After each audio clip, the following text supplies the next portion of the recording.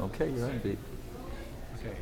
This effort was to develop a pilot that would test the General Medical Practice Act with state coalitions that are improving population health in the state.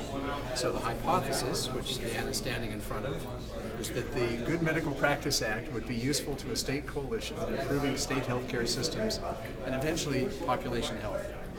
Very simple idea that we would set up a meeting with one of the state coalitions like Minnesota, like Pennsylvania, that has a broad-based coalition to improve population health. And we would get them to agree to read the Good Medical Practice Act and sit down with us and see how that would be useful in their efforts to improve care.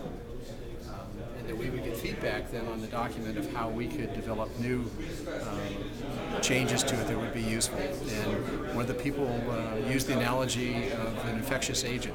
Is this an infectious agent? Will it take? Will it have an impact? If it doesn't have an impact, then we need to modify it because we think this is important internationally to standardize. So we decided to test this.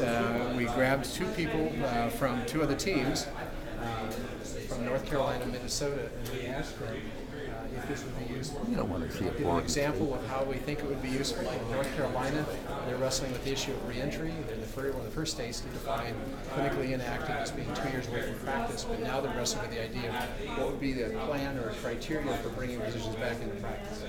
They thought using the Good Medical Practice Act and the core competencies would be a way to define that reentry process. It turns out in Minnesota, they already had talked about using the Good Medical Practice Act with their state medical licensing board, and that will happen in September.